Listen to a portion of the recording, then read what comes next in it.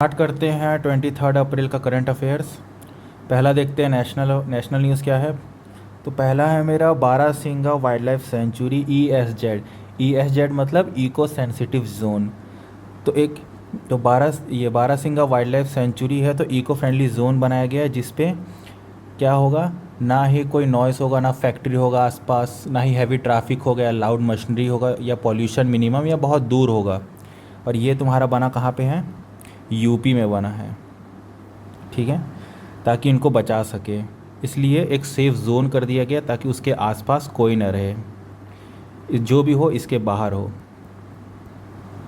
तो जिसमें क्या है 370 बर्ड स्पीसीज़ है इसके अंदर और 41 मैमल स्पीसीज़ हैं। सेकंड है मेरा इंडिया भूटान कस्टम्स मीटिंग हुआ था। ये मीटिंग हुआ था कहाँ, मुन्नार केरला में हुआ था। और इसका मकसद क्या था होने का, कि बॉर्डर के पास पास क्या चीज़ें हो रही हैं, लाइक कुछ चीज़ें आ रही है इलीगली या लीगली जा रही है, तो वो चीज़ को मिनिमम करने के लिए ये किया गया है मीटिंग। क्या फ़ायदे हैं, पहला तो ये है स्पीडिंग अप होगा, फ़ायदा है पॉजिटिव, देखो कि स्पीडिंग अप होगा ट्रेड, और जो स्मगलिंग होता है दोनों नेबर्स के बीच में वो बहुत कम हो जाएगा इससे। तो एक एग्ज़ाम्पल देख लो कि समझ लो एक फूड का कोई ट्रक है, लाइक एप्पल का कोई ट्रक है जो कि जा रहा है भूटान से लेके इंडिया तक, ठीक है। तो भूटान से लेके इंडिया तक, तो इंडिया के पास पहले से डेटा होगा कि एक ट्रक आने वाला है एप्पल का। तो इससे क्या होगा, मिनिमम टाइम में वो बाय थ्रू भी हो जाएगा, ज़्यादा प्रॉब्लम भी नहीं होगा ट्रक वाले को। तो इस तरह चीज़ें बहुत फाट हो जाएगी, स्पीडिंग अप हो जाएगी, तो ये फ़ायदा हो जाएगा।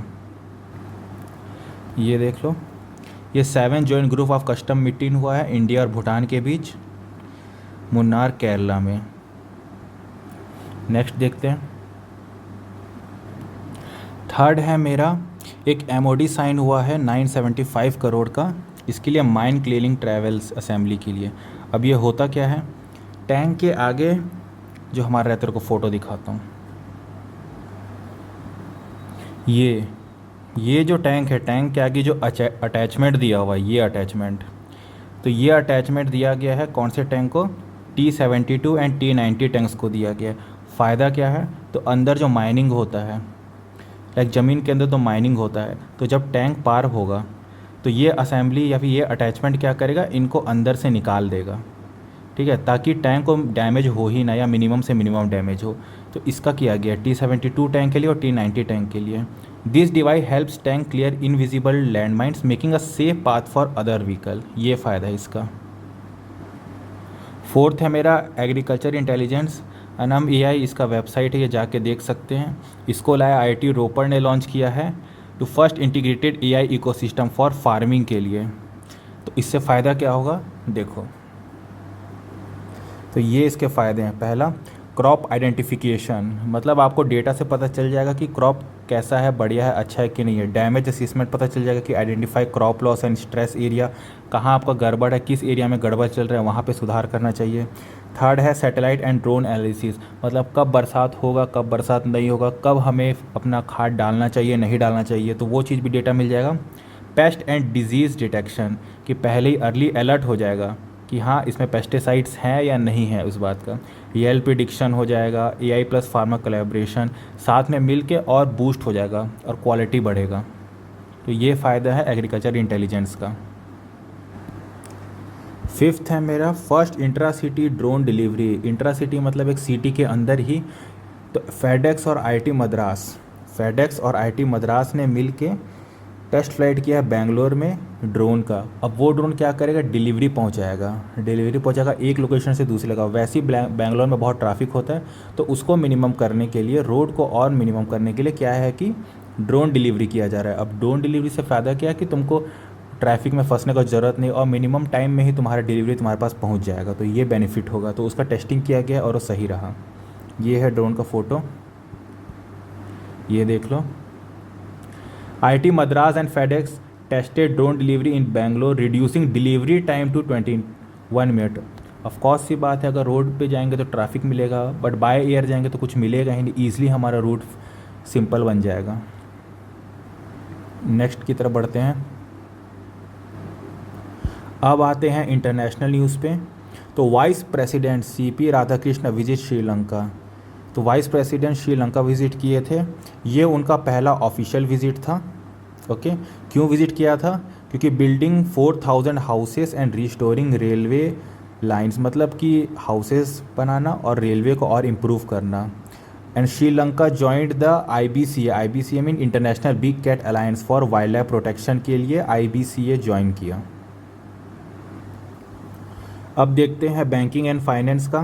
तो RBI ई मैंडेट फ्रेमवर्क, तो RBI एक नया ई मैंडेट फ्रेमवर्क या प्रोटेक्शन लेके आया है, जिसमें क्या होगा कि एग्जांपल ले लो कि कोई ऐप का कोई सब्सक्रिप्शन है, उस सब्सक्रिप्शन का दाम है 200 रुपये, तो तुमने क्या किया, ऑटो सब्सक्राइब करके ऑटोमेटिक पेमेंट डाल के उसको 200 रुपये कर दिया। अब हर मंथ तुम्हारे अकाउंट से 200 रुपये डिड्यूस होते जाएंगे।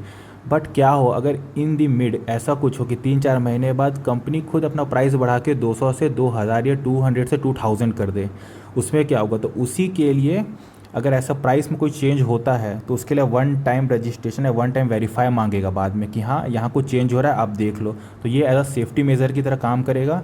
और अगर पैसा डिड्यूस हो रहा है, ये हो रहा है, तो ये सेफ्टी भी रहेगा कि हाँ मेरा अचानक से सारे पैसे उड़ नहीं गए। जो मैं पहले मैंडेट किया था या जो पहले मैं ऑटोमेटिक पेमेंट में या ऑटो सब्सक्रिप्शन में डाला था, वो मेरे से ज़्यादा नहीं ले रहा है। तो ये एक तरह का प्रोटेक्शन है, सिक्योरिटी है। नेक्स्ट है मेरा कि अब क्या है कि अब मैं पोस्टल लाइफ इंश्योरेंस प्रीमियम कर सकता हूँ किससे? भारत कनेक्ट प्लेटफॉर्म से डायरेक्टली कर सकता हूँ। पहले बहुत थे, लेकिन अब क्या है कि मैं डायरेक्टली भारत कनेक्ट में भी आ गया, तो उससे मैं डायरेक्ट ये कर सकता हूँ। इसके बाद है ADNIC, ये क्या है देख लो, ये है ADNIC, होता है Abu Dhabi national insurance company. ये जो है ये अपना एक ब्रांच खोल रहा है, कहाँ पे? ये खोल रहा है तुम्हारा गिफ्ट सिटी गुजरात में, ठीक है। तो इसको लाइसेंस मिल चुका है, इन नियर फ्यूचर ये वहाँ पे अपना एक ब्रांच खोलेगा। कहाँ पे? गिफ्ट सिटी गुजरात में, समझ गए? ठीक है, नेक्स्ट में मूव ऑन करते हैं। अब आते हैं इकोनॉमी अवार्ड्स पे। तो पहला है मेरा Tata steel easy melt technology. तो ये जर्मनी का कंपनी है SMS ग्रुप, ठीक है। इनके साथ कोलैब करके टाटा ग्रुप ने क्या किया, जमशेदपुर में एक प्लांट को। इसमें फ़ायदा क्या है देखो, पहले क्या होता था कि जो हमारा CO2 एमिशन होता था कोल के द्वारा, उसके जगह अल्टरनेटिव लेके अब हम यूज़ करेंगे प्लाज्मा टॉर्चेस। इससे क्या होगा, पॉल्यूशन काफ़ी हद तक कम हो जाएगा, बाय ओवर 50% तक रिड्यूस हो जाएगा कार्बन डाइऑक्साइड। ये देख लो, Tata Steel has signed agreement with the SMS group Paul Wurth to deploy easy melt technology to Jamshedpur, aiming to cut down carbon emission by 50%। 50% से गिर जाएगा, बहुत बड़ा बात है 50%। सेकेंड है मेरा 2026 गोल्डमैन इन्वायरमेंटल प्राइज़, मतलब कि नेचर को सेव करने के लिए जो जो लोगों ने फ़ाइट किया था उनको प्राइजेज़ मिले हैं, जिसमें से 6 विनर हैं और वुमेन्स हैं वो, और 6 डिफरेंट वर्ल्ड रीजन से हैं। ये वो 6 लोग हैं, देख लो। कोई US से है, कोई नाइजीरिया से है, कोई कोलंबो से है, कोई साउथ कोरिया से है, और ये उनके नाम है। ये हैं वो 6 लोग जिनको मिला है। थर्ड है मेरा लॉरेंस वर्ल्ड स्पोर्ट अवार्ड में स्पोर्टमैन ऑफ द ईयर मिला है कार्लोस को टेनिस के लिए, एंड स्पोर्ट वुमेन मिला है आर्ना को टेनिस के लिए। ये उनका फ़ोटो है, देख लो, ये दोनों हैं, ये मैन का हो गया और ये वुमेन का हो गया।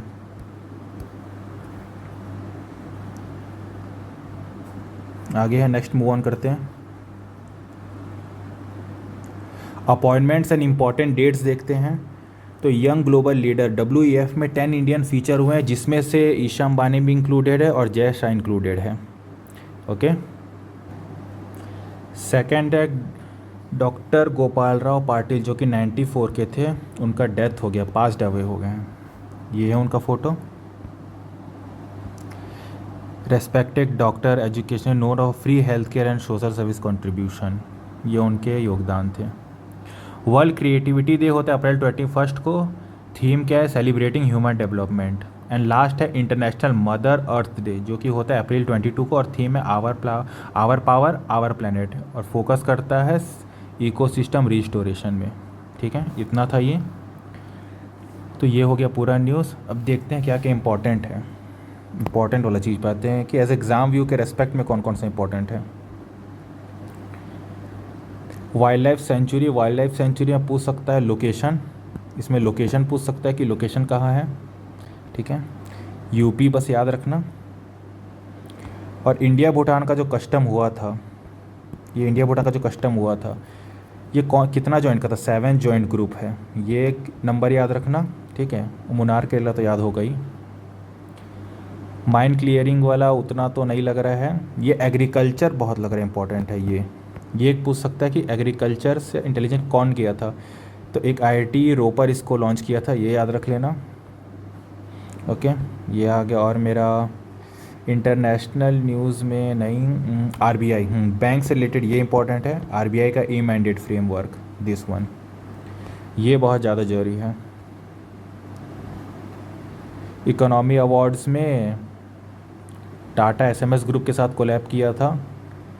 हाँ, ये एक नाम तो नहीं पूछेगा कि 6 लोग कौन थे, बट कितने विनर्स थे, 6 विनर्स थे, ये याद रखना। या फिर 6 विनर का क्या मिला उनको, 2026 गोल्डमैन इन्वायरमेंटल प्राइज़ मिला, ये याद रखना।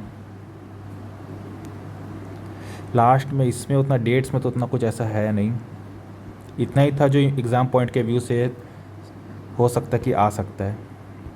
3 4 5 पॉइंट ही था, ठीक है। अभी के लिए इतना ही करते हैं, बाकी नेक्स्ट डे देखते हैं।